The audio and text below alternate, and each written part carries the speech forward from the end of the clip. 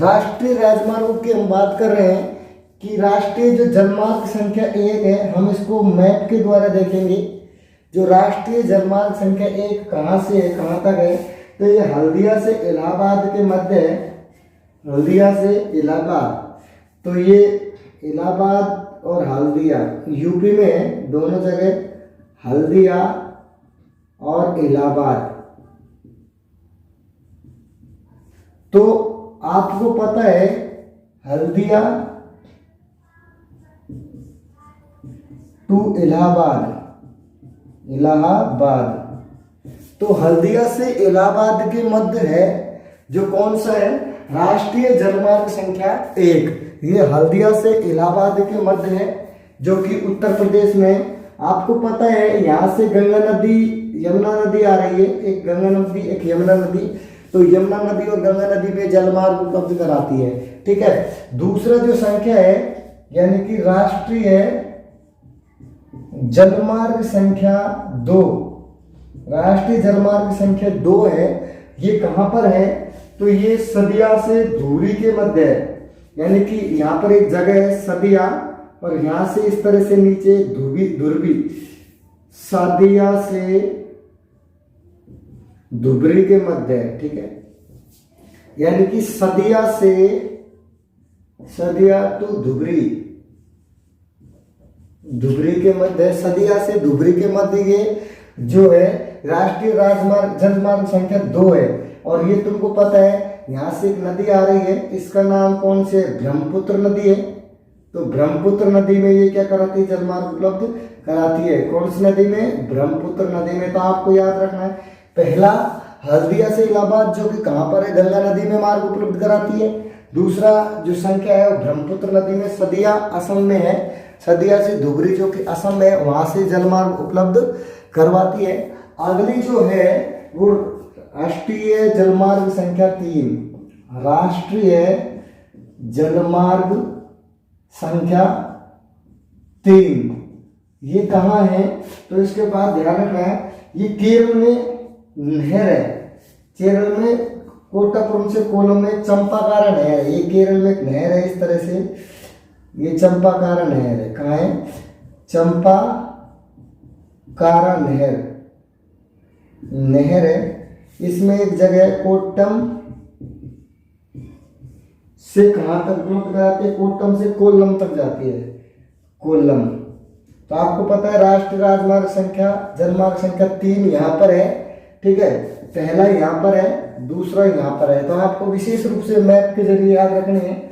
एक है राष्ट्रीय जलमार्ग संख्या 4, राष्ट्रीय जलमार्ग संख्या 4 कहाँ है, तो इसके बारे में आपको ध्यान रखना है। राष्ट्रीय जलमार्ग संख्या 4 है, ये काकीनाडा से भरकानन तक है, काकीनाडा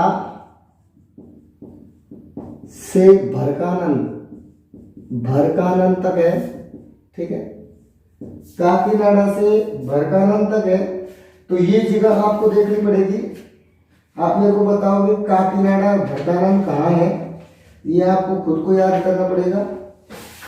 यदि आपको नहीं मिले तो मेरे से पूछना, मैं आपको जरूर बताऊंगा। अगली क्लास के लिए ये चीज आपके लिए रखी जा रही है। आगे है लास्ट है 5, राष्ट्रीय जलमार्ग संख्या 5। जो राष्ट्रीय जलमार्ग संख्या 5 है वो मातई नदी महानदी में है, महानदी में ब्राह्मणी नदी से महानदी तक।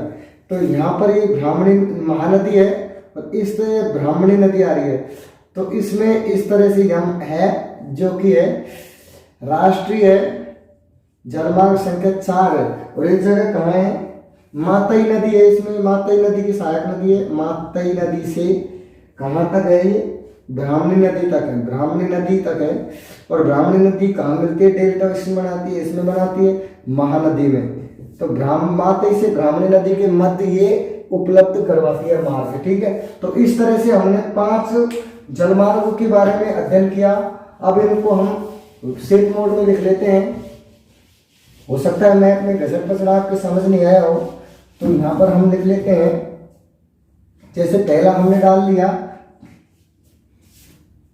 पहला जैसे राष्ट्रीय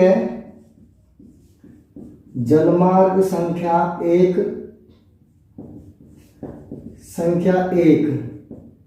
ठीक है। ये कहाँ है? हल्दिया से इलाहाबाद तक। इलाहाबाद, वर्तमान में इसका नाम प्रयागराज है, यूपी में पड़ता है, आपको ध्यान रखना है। दूसरा है राष्ट्रीय जलमार्ग संख्या 2, जो कि सादिया से धुबरी तक है। सादिया से धुबरी, ये कहाँ है? असम में है। तीसरी जो है राष्ट्रीय जलमार्ग संख्या 3, ये केरल में है। कोट्टम से कोल्लम तक, कोट्टम टू कोल्लम, और ये है केरल में, ठीक है। याद रखने का, आराम से याद रह जाएगा। चौथा है राष्ट्रीय जलमार्ग संख्या 4, जो कि काकीनाडा से भरकानन तक है। ये भी केरल में है। मैं आपको होमवर्क दिया था, लेकिन आप ध्यान रखिए, केरल कर्नाटक बॉर्डर पर मिलेगा आपको, है ना। इसके बाद में है राष्ट्रीय जलमार्ग संख्या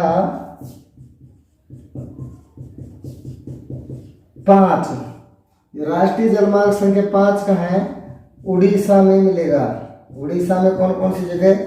मातई से टू ब्राह्मणी नदी, ब्राह्मणी नदी, मातई टू ब्राह्मणी नदी तक ये चीज उपलब्ध आपको मिलेगी, ठीक है। तो इस तरह से हमने आंतरिक जलमार्गों के बारे में अध्ययन किया। अब हम करते हैं अगला जो अध्ययन करते हैं वो है अंतर्राष्ट्रीय जलमार्ग। आपको पता है अंतर्राष्ट्रीय जलमार्ग जो होता है समुद्र के द्वारा होता है, और इसमें हम मुख्य रूप से क्या पढ़ते हैं? बंदरगाहों को पढ़ते हैं। किसको पढ़ते हैं? बंदरगाहों को हम पढ़ते हैं। तो बंदरगाहों के बारे में हम, जैसे समुद्री पतन होते हैं। समुद्री पतन 2 प्रकार के होते हैं। एक तो समुद्री पतन कौन सा होता है जिसको बंदरगाह बोलते हैं, एक होता है जलपोत। जलपोत क्या होता है? जलपोत का मतलब होते हैं जहां पर जहाज रुकते हैं तथा ईंधन का सामान भरते हैं, आराम करते हैं, विश्राम करते हैं, वो होता है जलपोत। कहाँ गया? ठीक है,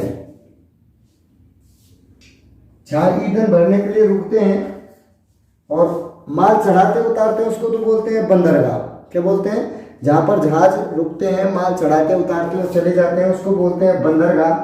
तथा जहां पर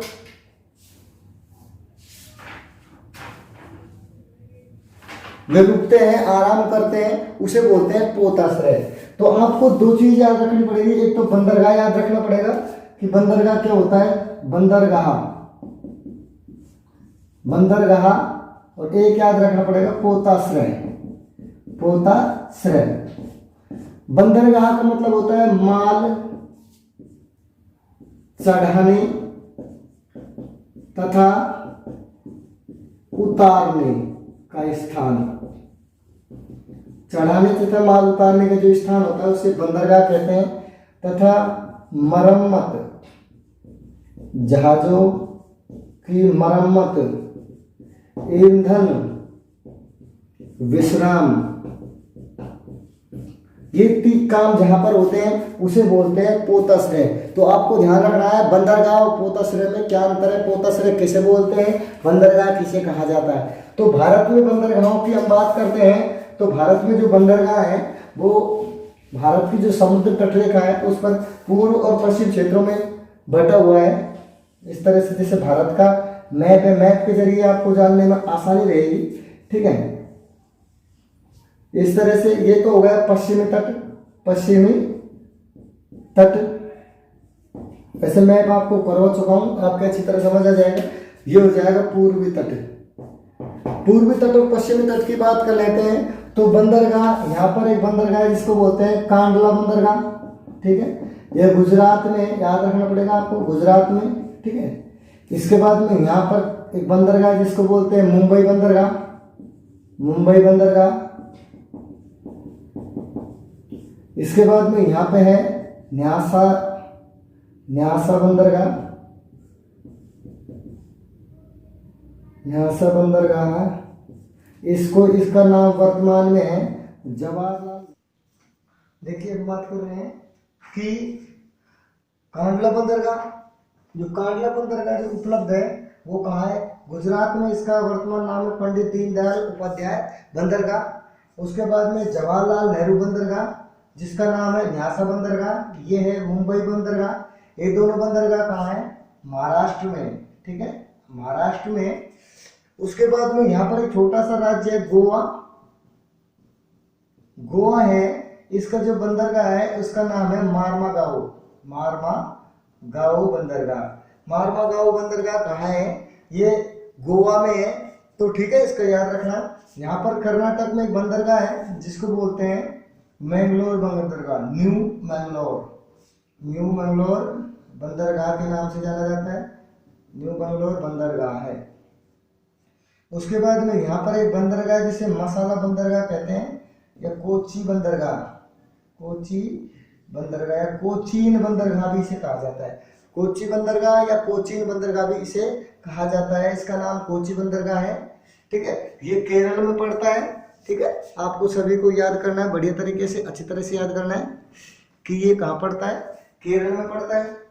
ये 1 2 3 4 5, 1 2 3 4 5 6, तो कितने बंदरगाह हो गए? 6 बंदरगाह कौन सी तट पर है? पश्चिमी तट पर। पूर्वी तट की बात कर देते हैं। यहाँ पर एक बंदरगाह है, इसका नाम है,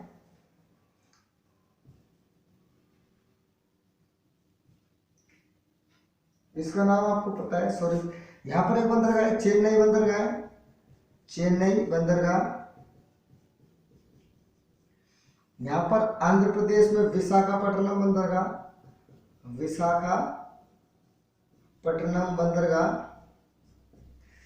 यहाँ पर उड़ीसा है, उड़ीसा में एक बंदरगाह है जिसका नाम है पारादीव बंदरगाह, पारादीव बंदरगाह।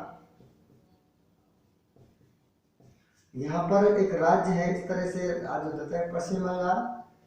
पश्चिम बंगाल में एक राज्य है, सॉरी, एक बंदरगाह कोलकाता बंदरगाह। इसी में एक बंदरगाह है जिसका नाम है हल्दिया बंदरगाह, हल्दिया बंदरगाह, ठीक है। इस तरह से बंदरगाह है जो आपको याद रखने हैं। भारत में जो प्रमुख बंदरगाह है ये बता रखें। एक और बंदरगाह यहाँ पर तूतीकोरन है, तूतीकोरन बंदरगाह। इसको हम मोती बंदरगाह के नाम से भी जाना जाता है, मोती बंदरगाह है, ठीक है।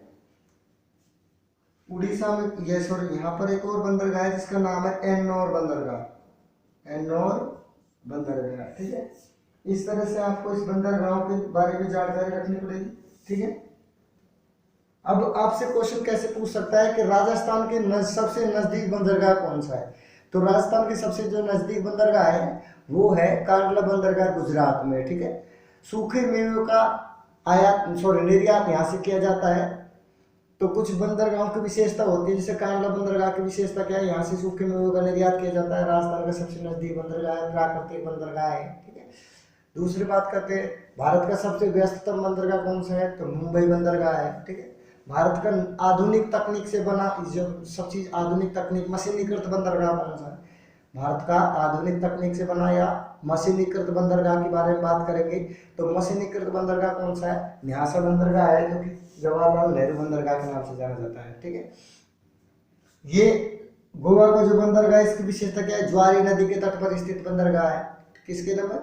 ज्वारी नदी के तट पर। यहाँ से किसका निर्यात होता है? ज्यादातर यहाँ से किसका निर्यात? लोहे का निर्यात ज्यादातर किया जाता है, लोहे का निर्यात, ठीक है। ये बंदरगाह न्यू मंगलोर बंदरगाह, इसे कॉफी बंदरगाह भी कहते हैं, क्योंकि कर्नाटक में बाबा बुदनगिरी जो है वहां से सर्वाधिक मात्रा में कॉफी उत्पादन होती है, तो कॉफी का यहाँ से निर्यात किया जाता है, इसलिए कॉफी बंदरगाह भी कहा जाता है। ये कोच्चि बंदरगाह जो केरल में, ये बहुत प्राचीन बंदरगाह है और इसी से अरब जो आए थे यहाँ पर और मसालों का व्यापार किया था, तो इसे क्वीन ऑफ अरबिया या अरब की रानी अथवा मसालों का बंदरगाह भी से कहा जाता है। ठीक है, यहाँ पर मोती बंदरगाह कहा जाता है तूतीकोरिन को। ठीक है, विशाखापट्टनम बंदरगाह ये क्या है, भारत का एकमात्र पूर्वी तट पर एकमात्र प्राकृतिक बंदरगाह है। ठीक है, ये एकमात्र प्राकृतिक बंदरगाह पूर्वी तट पर, बाकी सब कृत्रिम बंदरगाह है। ठीक है, कोलकाता ये पारादीप बंदरगाह, इसकी विशेषता क्या है, भारत में जापान को लौह अयस्क इससे निर्यात किया जाता है। ठीक है, इस तरह से हम यहाँ पर खत्म करते हैं परिवहन के, जल परिवहन के इस टॉपिक को। तो जल परिवहन यहाँ से खत्म हुआ। ठीक है, तो जल परिवहन के बारे में हमने क्लास कंप्लीट कर ली है। तो इस तरह से हमारा यहाँ पर जल परिवहन कंप्लीट हो गया है। ठीक है, अब बात करते हैं हम वायु परिवहन के बारे में। वायु परिवहन, वायु परिवहन के बारे में हम जानकारी करते हैं। वायु परिवहन भी सबसे महंगा साधन है, महंगा व तीव्रतम साधन है, तीव्रतम साधन है। ठीक है, भारत में पहली जो वायु सेवा चालू की थी, वायु सेवा चालू की थी वो डाक सेवा के रूप में चालू की थी। डाक सेवा यानी कि वायु परिवहन पहली बार किया था अंग्रेजों ने डाक सेवा के रूप में किया था। कब किया था, 1911 में किया था, और इलाहाबाद से नैनी के बीच में किया था। इलाहाबाद से नैनी के बीच में शुरुआत की थी। ठीक है, तो आपको याद रखना है कि कहाँ से कहाँ तक किया था। तो ये जो इलाहाबाद है, इलाहाबाद से नैनी के बीच में ये चीज आपसे वायु परिवहन चालू किया था। वायु परिवहन भी आपने बताया दो प्रकार से बांटा गया है, एक तो होता है अंतरराष्ट्रीय श्रेणी का, एक घरेलू श्रेणी का। वायु परिवहन के बारे में हम कल बात करते हैं अगली क्लास में। इसी के साथ आप सभी का धन्यवाद। चैनल को शेयर और सब्सक्राइब कीजिए। मिलते हैं अगली क्लास में। Thank you.